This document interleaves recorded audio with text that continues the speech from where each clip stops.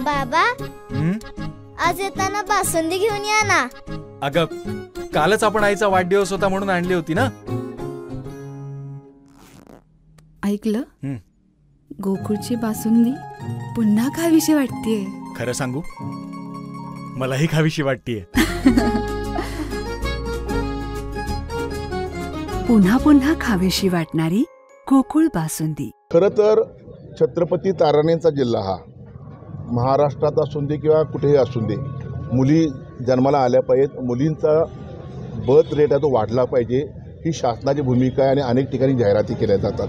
परंतु काही कसाई, काही नालायक लोक, काही डॉक्टर्स आणि डॉक्टरच्या हाताखाली तयार झालेली काही लोक आहेत की पैशाच्या हव्याच्या पोटी ह्या लहान बाळाला आपल्या ज्या कळ्या असतात त्या कुरतडून टाकण्याचं पाप करतायत। आज मी 2 क्लिप दाखवल्या, त्या नराधामांना मी तर म्हणते फाशी झाली पाहिजे, कायदे एवढे कडक झाले पाहिजे की खून आहे हा खून, एक लहान बाळ मारायचं आणि पैसे मिळवायचं, हे कुठली पद्धत चालली आहे महाराष्ट्रामध्ये, या देशामध्ये आपल्या। म्हणून आंबेडकर साहेबांना तुमच्या माध्यमातून मुस्लिम साहेबांना विनंती करतोय, जसा खुनाला जो तुम्हाला सांगतो कलम आहे तो कलम त्या स्त्रीभ्रूण हत्येला लावल्याशिवाय स्त्रीचा दर बर्थ रेट वाढणार नाही अशी माझी अपेक्षा आहे। आणि मी ज्या क्लिप दाखवल्या त्या नालायक लोकांना असं वाटायला नको त्या की नाही मला 10,000 रुपये जादा पाहिजे, तर 3.5 महिन्याचं बाळ आहे, 4 महिन्याला 10,000 रुपये पैसे वाढतील माझे। हे क्लिपमध्ये त्याला लाज वाटते, त्याची आई, त्याला बहीण, त्याला मुली कोण नाही आहेत त्याला। दुसरा म्हणतोय की हे असं काय असतं तर तुम्ही न्या आणि बाळ लावा तिथं, ते बाळ आहे ते, आणि झाड लावा, नाही तर आम्ही कचऱ्यात टाकतो।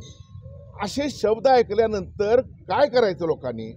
कायदा काय करतोय आणि कायद्याही पळवाट म्हणजे मशनर कुठने येतात, कोण लोक आहेत ही, हे ना माहीत नाही। चिरी मिरीसाठी ही लोक सोडली जातात आणि कायद्याही पळवाट करून ही निवांत ह्याचे दवाखाने परत सुरू होतात। साध्या व्हॅनमध्ये बसून मशीन आणतात, ते मशीन बेळगावमध्ये येते का? आत्तापर्यंत बेळगाववाल्याला कुठल्या प्रति मोका लागला नाही, त्याला कुणाला गुन्हा दाखल का होत नाही?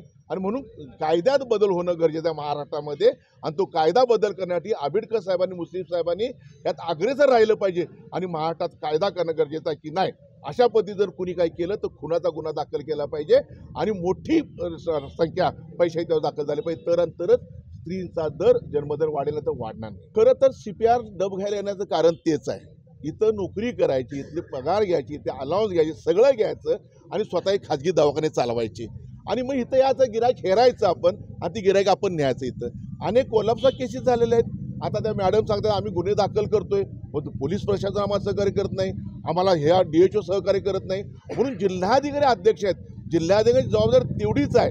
जिल्हाधिकाऱ्यांनी, DSP साहेबांनी, COनी एक कॉमन मिटिंग लावली पाहिजे, आम्हाला पण बोललं पाहिजे, ह्या सर्व अधिकारी बोललं पाहिजे की असं नाही पाहिजे की तुझी हद्द ही माझी हद्द, जिथं गुन्हा घडेल तिथं प्रत्येकाने जाऊन तो अधिकार दिला पाहिजे की ती जबाबदारी त्यांची आहे आणि त्या लोकांचा दवाखाना सील करा आणि जास्तीत शिक्षा होण्यासाठी काय कलम वापरतील ते केलं पाहिजे। नंतर भविष्यामध्ये असे सर्रास खून होतील लहान बाळांचे आणि मग आपल्याला भय शोधायला लागेल।